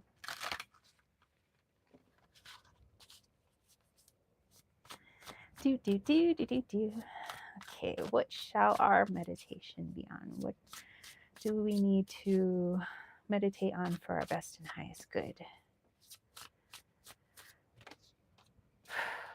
Oh.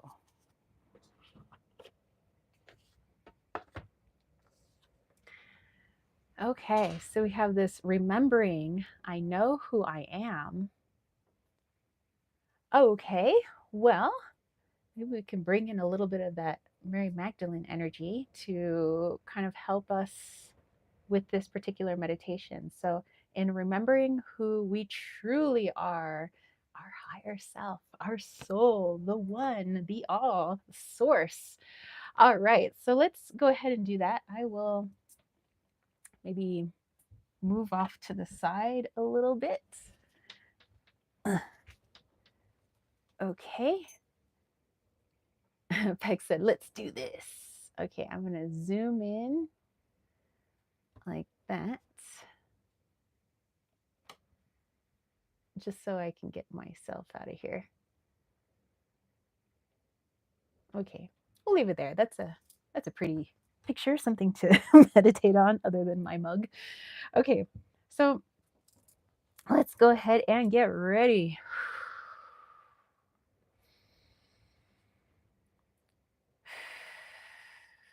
All right, so go ahead and find yourself a nice, comfortable space.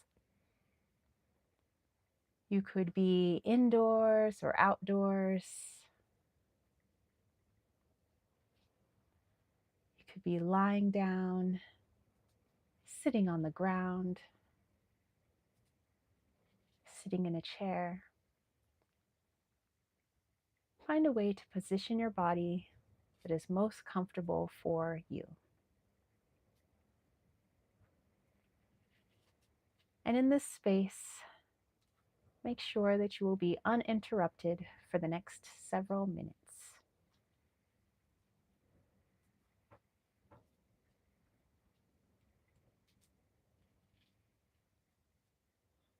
And as you begin to relax, go ahead and bring your awareness to your breath. Breathing in and out. In and out.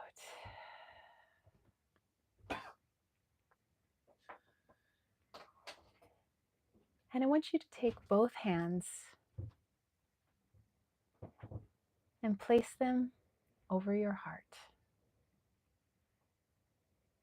Continue breathing, feeling the rise and fall of your chest.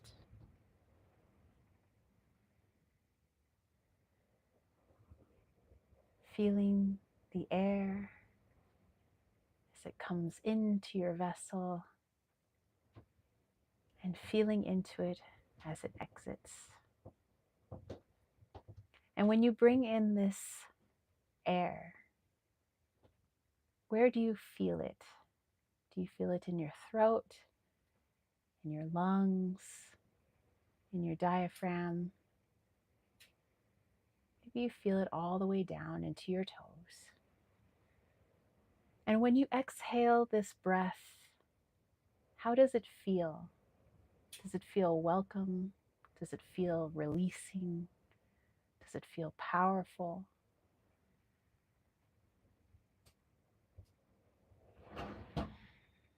Continue breathing.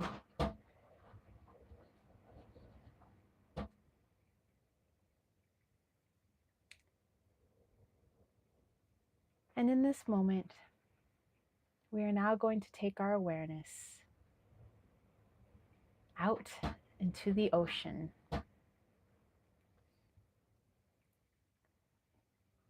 And I want you to imagine in as much detail as possible this beautiful ocean. Is it a deep, dark blue? Is it more of a turquoise? Is it more of the color of the heliodor? What color is your ocean? Is it turbulent? Is it serene? Do you see the waves crashing onto the shore? Or is it a gentle ebb and flow?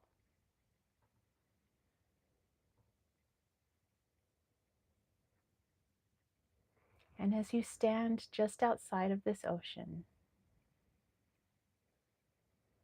you hear a voice calling your name, calling out to you. But this name that they call you by doesn't feel like your earthly name. It seems like a name you've heard before, something familiar, but perhaps you haven't heard it in this lifetime or in a very long time.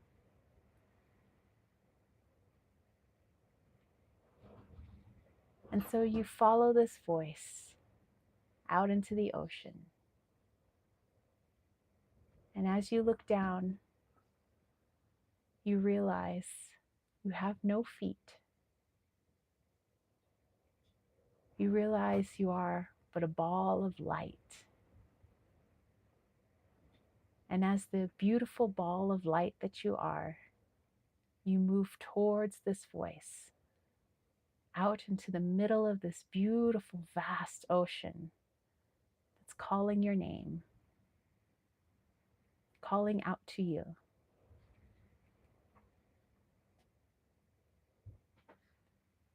And as we move closer to this voice, in this ball of light that we are, we plunge ourselves below the ocean's surface, down into the cool water, refreshing, seeing the beams and rays of the sun shine through the layer of water all the way down to the ocean floor, illuminating all manner of flora and fauna of the ocean. So many colors, so much shine, so much sparkle.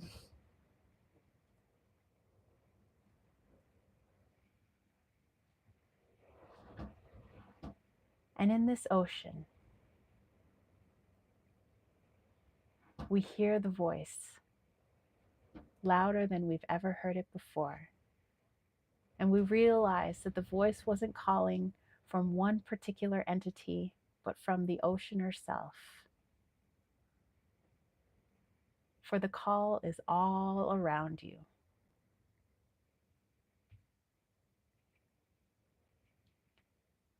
And in this beautiful environment, you begin to dig in to the sands of under the ocean, gently digging and pushing away little seashells and sea rocks.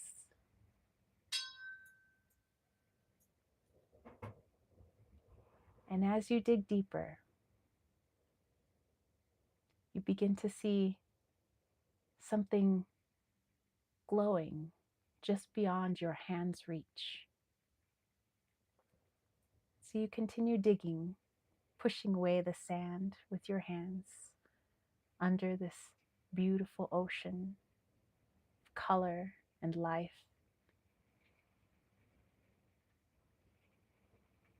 And eventually you have released a beautiful ball of light identical to you.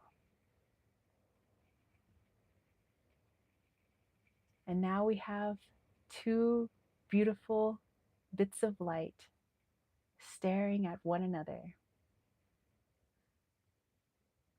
And you realize that the voice you heard, calling by an ancient name, was your own voice. It was you that called you to the depths of the ocean, to the depths of your heart, the depths of your intuition, into your emotions. And that at the deepest, darkest part of the ocean, you found light, your light. And this light reminds you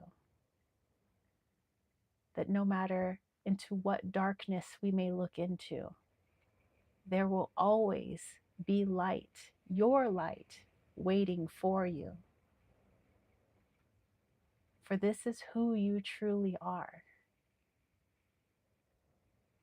A light in the darkness, meant to help illuminate. And without that light, we might forever be scared of the deepest, darkest parts of our intuition, of our emotions, of our feelings, of who we truly are. But in this illumination, we see nothing but color, of beauty, of sparkle, of growth, of knowledge. And in this aha moment, these two gleaming balls of light merge into one. One light, one brightness, illuminating the all, the shadow and the light. And you remember who you are. No longer hindered by fear. No longer avoidance, but more of an embracing of your true identity.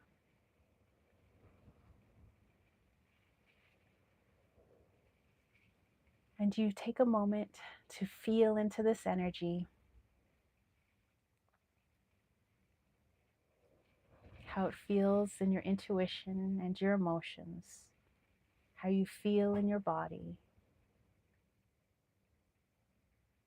And you thank the ocean, you thank the light, you thank yourself, and for this time, as you slowly make your way back to the surface, looking at all the beautiful things that were illuminated and things that you can come back to later that await your light. And we move up and out of the water, perhaps dancing on the surface or skimming across, and we make our way back to shore.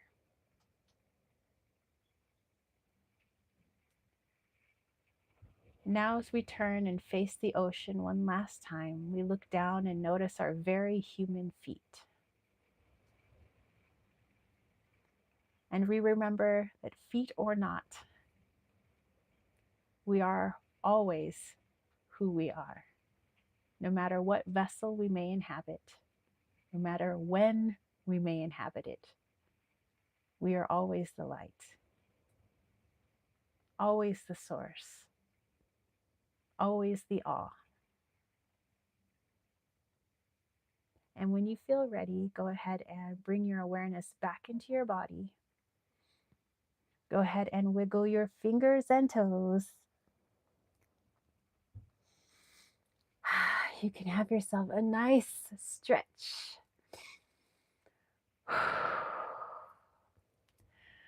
All right, you guys. All righty, let's go back here. Oh, well, that was a nice meditation. Thank you, Magdalene, for coming in with that meditation for us. All right, Susie says, thank you, Tara, and the chat. Thank you, guys. Thank you for joining me this wonderful Sunday. And for those of you that are celebrating Easter, I hope that you have a wonderful Easter. And everybody that celebrated Ostara, I hope you had a wonderful Ostara as well. I hope that you have a beautiful week.